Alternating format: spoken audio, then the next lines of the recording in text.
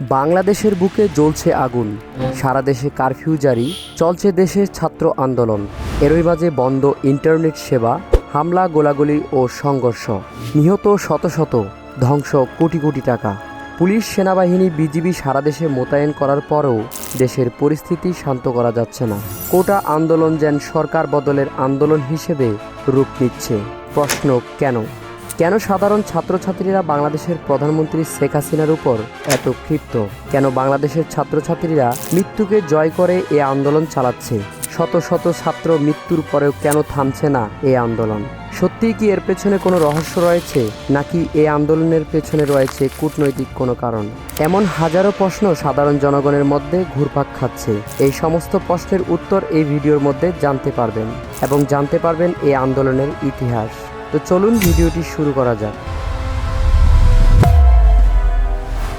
যদি প্রথমেই আমরা কোটা ও কোটার ইতিহাস সম্পর্কে জানতে চাই, তাহলে আমাদের ফিরে যেতে হবে পেছনের ইতিহাসে।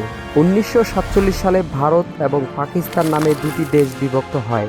পাকিস্তান আবার দুটি ভাগে বিভক্ত ছিল, যেটা ভারতের পূর্ব পাশে এবং পশ্চিম পাশে। পূর্ব পাশে যে অংশটি ছিল সেটি ছিল পূর্ব পাকিস্তান, অর্থাৎ বর্তমানে বাংলাদেশ নামে পরিচিত, এবং পশ্চিম পাশে যে অংশটি ছিল সেটি ছিল পশ্চিম পাকিস্তান, অর্থাৎ বর্তমানে পাকিস্তান। পশ্চিম পাকিস্তানে যারা বসবাস করতেন তাদের রাষ্ট্রভাষা ছিল উর্দু, আর পূর্ব পাকিস্তানে যারা বসবাস করতেন তাদের রাষ্ট্রভাষা ছিল বাংলা।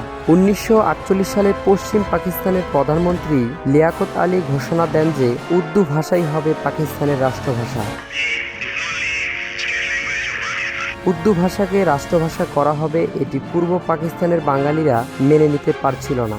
আর সেখান থেকেই শুরু হয় ভাষা আন্দোলনের সূত্রপাত, যেটা 1952 সালে ভাষা আন্দোলনের রূপ নেয় এবং ভাষা আন্দোলন শুরু হয়। এই ভাষা আন্দোলন করতে গিয়ে শত শত বাঙালি নিহত হন। এরই প্রেক্ষিতে দেশে শুরু হয় বিভিন্ন রকম সমস্যা, অত্যাচার, সংঘর্ষ, গোলাগুলি, যেটা চলতে চলতে গড়িয়ে এসে 1971 যুদ্ধের রূপ নেয়। তখন 1971 সালে বঙ্গবন্ধু শেখ মুজিবুর রহমানের নেতৃত্বে মুক্তিযুদ্ধের জন্য সকলকে আহ্বান জানান। এবারে সংগ্রাম আমাদের মুক্তির সংগ্রাম, এবারে সংগ্রাম স্বাধীনতার সংগ্রাম। এরই পর শুরু হয় মুক্তিযুদ্ধ। দীর্ঘ 9 মাস যুদ্ধের পর হাজারো বাঙালির মৃত্যুর পর রক্তের বন্যা বয়ে স্বাধীনতা নিয়ে আসলো, যারই প্রেক্ষিতে আজকের এই বাংলাদেশ। 1972 সালে মুক্তিযুদ্ধের পর স্বাধীন বাংলাদেশের প্রথম সরকার একটি কোটা ব্যবস্থা প্রবর্তন করেন, যার মূল উদ্দেশ্য ছিল মুক্তিযোদ্ধা ও তাদের পরিবার এবং অন্যান্য সংরক্ষিত শ্রেণীর জন্য সরকারি চাকরিতে সংরক্ষণ নিশ্চিত করা। এই কোটা ব্যবস্থা মূলত চালু হয়েছিল মুক্তিযুদ্ধের সময়। মুক্তিযোদ্ধাদের নানা রকম ক্ষতি হয়েছিল এবং তারা পুরো অসহায় হয়ে পড়েছিলেন। এদের মধ্যে অনেকেই দেহের অনেক অংশ হারিয়ে পঙ্গু হয়েছিলেন, তাই এদের সহযোগিতা করার জন্যই এই কোটা ব্যবস্থা সিস্টেম চালু করা হয়। এখন পর্যন্ত আমরা যেই ইতিহাসটি শুনেছি এটি আমরা সবাই বিশ্বাস করি এবং আমরা এর বিরোধিতাও করি না, কারণ আমরাও চাই মুক্তিযোদ্ধাদের যে ক্ষতিপূরণ হয়েছে সেটা সরকার পূরণ করে দেয়। যদি কোটা সিস্টেম চালু করাই অসহায় মুক্তিযোদ্ধাদের সহযোগিতা হয় এবং আমরা যদি এর বিরোধিতা নাও করি, তাহলে আজকে 2024-এ এসে কেন এই কোটা সংস্থা নিয়ে এত মারামারি, এত আন্দোলন? নিশ্চয়ই এর পিছনে অনেক রহস্য রয়েছে। হ্যাঁ, অবশ্যই রহস্য রয়েছে। তো চলুন সেই রহস্যটা কি সেটা দেখে আসি। রহস্যটা হচ্ছে মুক্তিযুদ্ধের বয়স আজকে প্রায় অর্ধ শতাব্দী বছর পেরিয়েছে এবং পূর্বের কোটা সিস্টেম পরিবর্তন হয়ে বর্তমানে তা অনেক বড় হয়ে গেছে। বাংলাদেশে প্রায় 17 কোটি লোকেরও বেশি মানুষ বসবাস করে, এর মধ্যে প্রায় মুক্তিযোদ্ধা 2,30,00,000-এরও বেশি। তাহলে দাঁড়ায় মুক্তিযোদ্ধা বাদে সাধারণ জনগণ 14,70,00,000-এরও বেশি। এই মুক্তিযোদ্ধা এবং সাধারণ জনগণ এর সরকারি চাকরির ক্ষেত্রে দেখতে গেলে কোটা প্রাপ্ত ব্যক্তিদের বাংলাদেশের সরকারি চাকরি প্রায় 56% বরাদ্দ করা হয়েছে, আর যেখানে সাধারণ মেধাবীদের জন্য 44%।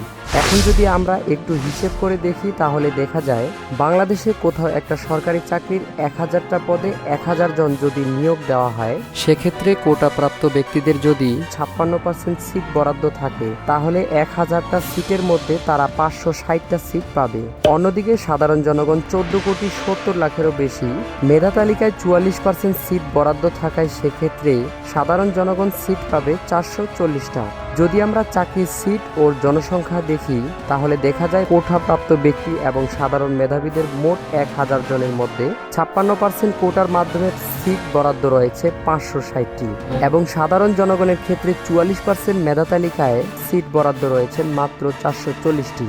এই তথ্যের ভিত্তিতে দেখা যায় মেধাবীদের তুলনায় কোটাপ্রাপ্ত ব্যক্তিদের চাকরির সিট জনসংখ্যার দিক দিয়ে বিবেচনা করে সিটের সংখ্যা বেশি রয়েছে, যার ফলে কোটাপ্রাপ্ত ব্যক্তিরা কম বেশি সবাই চাকরি পেয়ে থাকেন। আর অন্যদিকে পরিপূর্ণ মেধা থাকায় চাকরির সিটের সংখ্যা কম হওয়ায় অনেক মেধাবী স্টুডেন্ট চাকরি পায় না। এছাড়াও আপনারা খেয়াল করলে দেখবেন যুদ্ধের আজকের প্রায় 50 বছর পেরিয়ে গেছে। যারা যুদ্ধ করেছেন তারা এই কোটার মাধ্যমে অনেক সুযোগ ভোগ করেছেন এবং তাদের ছেলে মেয়েরাও এই কোটার মাধ্যমে অনেক সুবিধা ভোগ করেছেন। বর্তমান তাদের নাতি নাতনিরাও এই কোটার সুযোগ নাকি পেয়ে যাবেন। কোটা সিস্টেমের ফলে মেধাবীরা পিছিয়ে যাওয়ায় এটি দেশের ক্ষতি বলে গণমান্য ব্যক্তিরা মনে করেন। কোটা আন্দোলন সিস্টেমের বিরুদ্ধে সর্বপ্রথম 1990 সালে আন্দোলন হয়। এই আন্দোলনটি মূলত বিভিন্ন কলেজ ও বিশ্ববিদ্যালয়ের শিক্ষার্থীদের মধ্যে শুরু হয় এবং সময়ের সাথে সাথে এটি ব্যাপক আকার ধারণ করে। এরপর 2018 সালে মার্চ মাসে কোটা সংস্কারের দাবিতে ঢাকা বিশ্ববিদ্যালয়ের শিক্ষার্থীরা ব্যাপক আন্দোলন করে, যা দেশের বিভিন্ন প্রান্তে ছড়িয়ে পড়ে। 2024 সালের 5 জুন হাইকোর্টের রায় প্রকাশের পর ঢাকার বিভিন্ন বিশ্ববিদ্যালয়ের শিক্ষার্থীরা কোটা সংস্কারের দাবিতে ঐক্যবদ্ধ হন।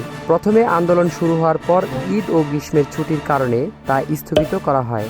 ছুটির পর আবারও শান্তিপূর্ণভাবে আন্দোলন শুরু হলে ধীরে ধীরে তা ব্যাপক আকার ধারণ করে। এরই মধ্যে আন্দোলন চলাকালীন অবস্থায় সারা দেশে থমথম পরিবেশ থাকাকালীন বাংলাদেশের প্রধানমন্ত্রী কোটা সিস্টেম নিয়ে একটি কথা বলেন। মুক্তিযোদ্ধাদের নাতিপুতিরাও পাবে না, তাহলে কি রাজাকারের নাতিপুতিরা পাবে? এই বক্তব্যটি সোশ্যাল মিডিয়ার মাধ্যমে দ্রুত ছড়িয়ে পড়ে। সারা দেশে এই বক্তব্যের মাধ্যমে দেশের সাধারণ জনগণ মনে করেন প্রধানমন্ত্রী তাদেরকে প্রকাশ্যে রাজাকার বলেছেন এবং এই বক্তব্যের মাধ্যমে কোটা আন্দোলনকারীদের মধ্যে একটি স্লোগান তৈরি হয়ে আসে, যে স্লোগানটি ছিল তুমি কে আমি কে, রাজাকার রাজাকার, কে বলেছে স্বৈরাচার স্বৈরাচার। রাজাকার শব্দের অর্থ হল রাজা বা সর্বোচ্চ কর্তৃত্বের প্রতিনিধির সাহায্যকারী। এটি মূলত উর্দু শব্দ যা রাজা বা প্রধান এর জন্য ব্যবহৃত হতো। তবে বাংলাদেশের প্রেক্ষাপটে রাজাকার শব্দটি মুক্তিযুদ্ধের সময় পাকিস্তানের সামরিক বাহিনী ও তাদের সহযোগী হিসেবে কাজ করার স্থানীয় লোকদেরকে বোঝাতে ব্যবহৃত হয়েছে। এসব ব্যক্তি স্বাধীনতার পক্ষে না গিয়ে পাকিস্তানি বাহিনীকে সহযোগিতা করেছিলেন এবং মুক্তিযোদ্ধাদের বিরুদ্ধে লড়াই করেছেন। রাজাকারদের বিরুদ্ধে অভিযোগ ছিল যে তারা মানবাধিকার লঙ্ঘন, হত্যাকাণ্ড, ধর্ষণ এবং অন্যান্য অপরাধমূলক কর্মকাণ্ডে অংশগ্রহণ করেছিলেন। মুক্তিযুদ্ধের পর রাজাকারদের বিরুদ্ধে আইনগত পদক্ষেপ নেওয়া হয়েছে এবং তাদের কর্মকাণ্ডের জন্য বিচার করা হয়েছে। এজন্যই বাংলাদেশের রাজাকার শব্দটি দেশদ্রোহী, জঙ্গি, হামলাকারী হিসেবে পরিচিত। সেই রাজাকার শব্দটি প্রধানমন্ত্রী উল্লেখ করায় কোটা আন্দোলন আরও তীব্র রূপ নিতে থাকে। বাংলাদেশের প্রত্যেকটা স্টুডেন্ট নেমে আসে বাংলার রাজপথে এবং আন্দোলন শুরু হয় গভীরভাবে। এরই মাঝখানে পুলিশ, সেনাবাহিনী, বিজিবি এবং বাংলাদেশের আওয়ামী লীগ পার্টির এক ছাত্রলীগ দল যারা এই সাধারণ ছাত্রদের উপর হামলা করে। ফলে দেশে শুরু হয় অশান্তি, ভাঙচুর, অগ্নিকাণ্ড, হাতাহাতি ও গোলাগুলি। এই কোটা আন্দোলনের মাধ্যমে দেশের অনেক মেধাবী স্টুডেন্ট শহীদ হয়েছেন। বাংলার ঘরে অনেক বাবা মার বুক খালি করে পরকালে চলে গিয়েছেন অনেক ছাত্রই। শুধুই যে ছাত্র মৃত্যুবরণ করেছেন তাই নয়, এদেশের অগ্নিকাণ্ড ও ভাঙচুরের ফলে দেশেরও অনেক ক্ষতি হয়েছে।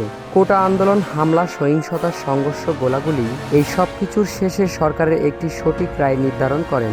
এখন প্রশ্ন হলো, সরকার চাইলেই হামলা, অগ্নিকাণ্ড, ভাঙচুর, গোলাগুলি করার আগেই এই সমস্যার সমাধান বের করতে পারতেন। এটি যেন প্রশ্নই থেকে গেল আমাদের মতো সাধারণ জনগণের মনে। প্রিয় দর্শক, আপনাদের কি মনে হয়? অবশ্যই আপনাদের মতামতটি কমেন্টের মাধ্যমে জানাবেন। ধন্যবাদ।